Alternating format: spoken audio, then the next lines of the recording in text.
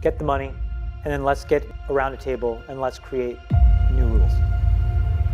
Literally that simple. Get the money. Here's the thing. There's about 150 people that run the world.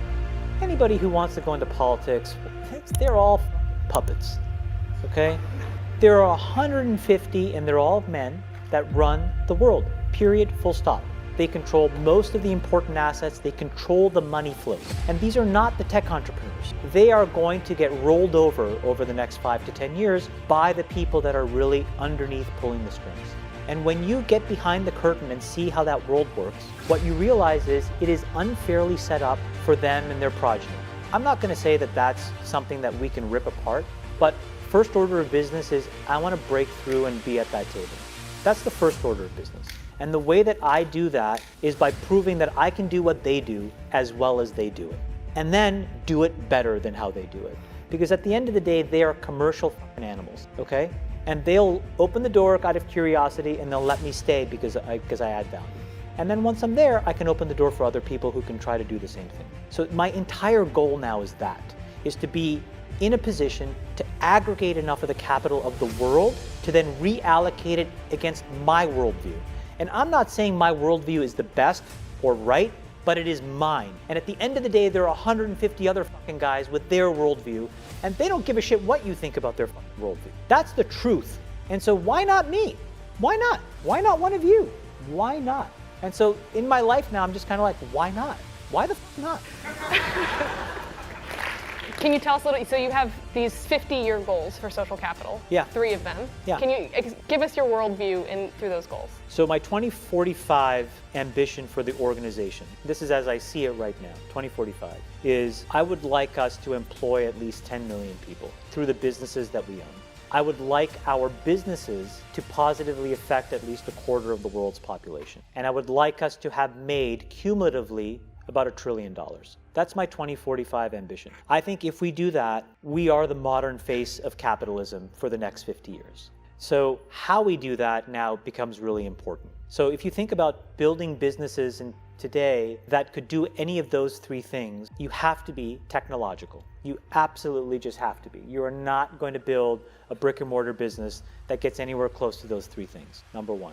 Number 2 is you have to think very broadly about building things that can stand the test of time. Those businesses are by definition hard and non-obvious. And so they compound in scale very slowly.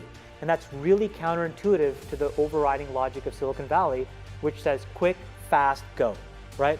But that kind of premature ejaculation doesn't work if you're trying to fucking be around forever.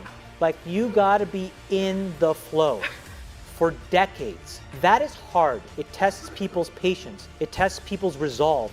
It tests people's really intellectual incision. And this is where everybody gives up. Everybody gives up. I had this moment today, just a total different way of describing this. Through the Warriors, I've met a lot of players, obviously. One of them who I've become unbelievably close to is David Lee.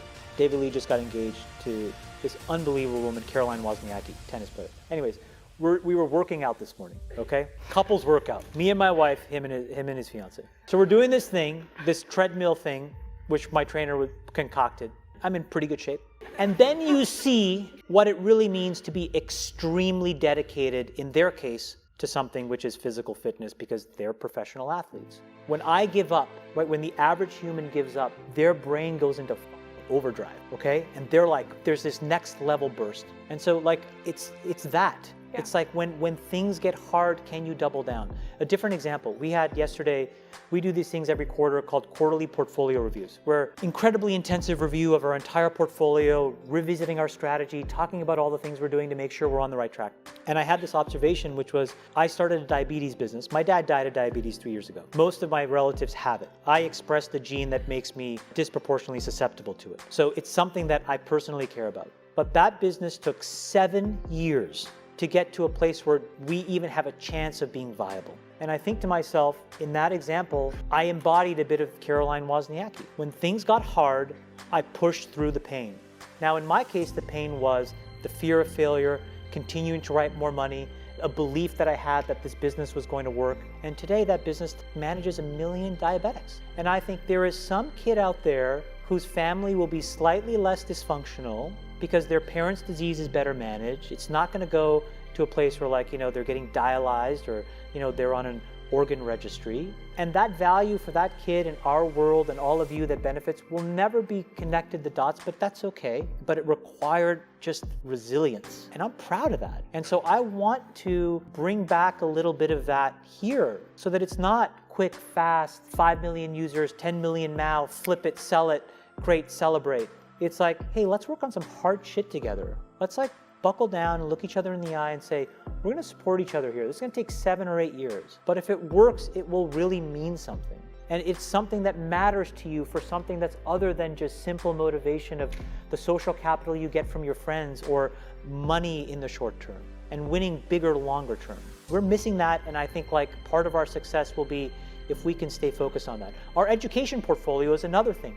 It literally looked like a train wreck for 3 years, where everybody has always said you never invest in education. And my thing was, it's not about education. This is about human capital development. It's about, for every one of you who's so smart that got into Stanford, think of all the people who could be as capable.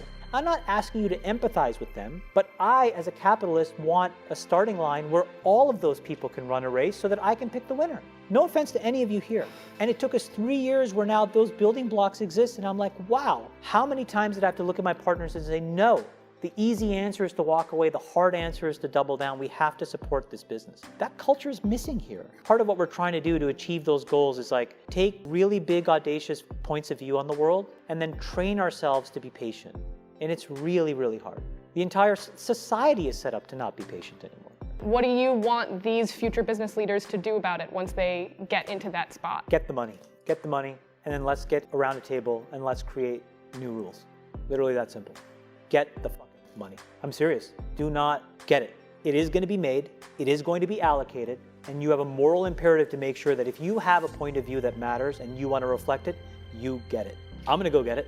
Other people are going to go get it, and then it will be about a competition of views. And don't wrap yourself in all this like, liberal kind of bullshit about like, oh my God, money, blah. No, stop. Here's how the fucking world works, okay? It drives the world for better or for worse. Economic incentives drive entire swaths of populations to behave in very, very predictable, when you take it away, unpredictable ways. Ask anybody in your class that's from a developing nation. Ask anybody in your class who has seen that play out from where they're from. That's what you have to do. You gotta go and get it. If you control the capital and you have a point of view, you can now, then the question is, don't be a sellout. Whatever your worldview is, you should be spending time to think about what that is, so that when you control some of these purse strings, you push that view into the world. I will never judge you, and you should not judge me for what that worldview is. But the point is, the more diversity of those views, the more rational actors we have, and the more of a balanced, fair system. That is what diversity really means to me. It doesn't mean like manage back to a quota. It doesn't mean like, okay, we need a black guy, a brown guy, that's not what it means. This is what it means, right? There are people in this audience that have probably dealt with the same kind of like life that I've dealt with. You have a very unique worldview that matters. In the absence of capital, you're irrelevant. With capital, you're powerful. And then you decide in small ways, in medium-sized ways, in large ways. It just depends on the scale of capital that you have. And so that's what's necessary now in capitalism, which is that we have to come back to like, what is it really? Is it an economic system? Yes, but it is a philosophy as well, right? And it's a philosophy that says we will vote for the change we intend based on the views that we have. And when you look at the most successful people that operate in these tentacles, that's what they do. Look at the Koch brothers. That's what they do. They have built a network of influence based on capital. Their worldview is propagated into the world at an unbelievably aggressive rate that has been compounding for decades. That is genius. It is genius. It doesn't matter whether you agree with their worldview. The question is, what's the counterweight to their worldview? Can you name one? Can you name a group of people that operate in the exact same way, methodically, meticulously assembling capital, influence, assets, who believe the opposite? Irrespective of what you think of the Kochs, you want both views out in the world, at scale. Well, right now you have this and you don't have this. And there are many examples of that. And so get the money, don't lose your moral compass when you do. I don't want to be one of those people that stumble into a company and look back and like, oh yeah, we were geniuses. I want us to be systematic.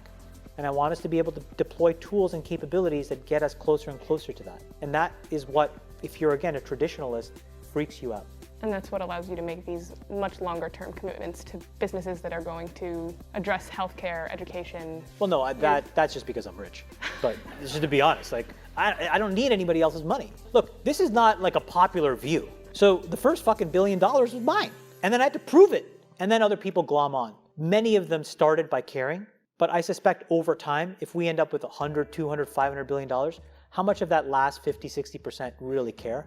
That's okay. I want the fucking money. I will play the goddamn game and I'll win. Because I want the money. Because I want to extend my influence. Do you know what I'm saying? Yeah. They want a return. It's fine. Yeah. He wants the money. Because I want to win. I so deeply want to win. How do you keep that power from corrupting you? I have no idea. That's the honest answer. I have no idea. I've become increasingly isolated. It's harder and harder for me to connect because I'm so in my own mind. Like, how does this all play out? How do I fundraise? How do I help facilitate good investing decisions, which really means how do I help this great team think about a more platformized approach? And in that, I just get really isolated. And so I don't have a good answer. I like things like this, and I like to say the things that I do, and maybe it helps you in your own lives. But to be honest, it's very selfish. It helps me because like it reminds me of when I'm in a place, like it reminds me of these stories, like just reminding myself, like, I made $4.55 an hour at Burger King. I would get a $50 check and I'd buy bus passes. That's awesome. I don't ever want to forget that. I'll go months and not remember that. But now as I say it, I'm like, okay, I started as a good, earnest person and I need to stay a good, earnest person. I don't have a good answer. And I'll tell you, of those 150 people, maybe it's a little bit more, but I've met a lot of them. It's really hard. It's very easy to end up really drunk with power. It's really hard.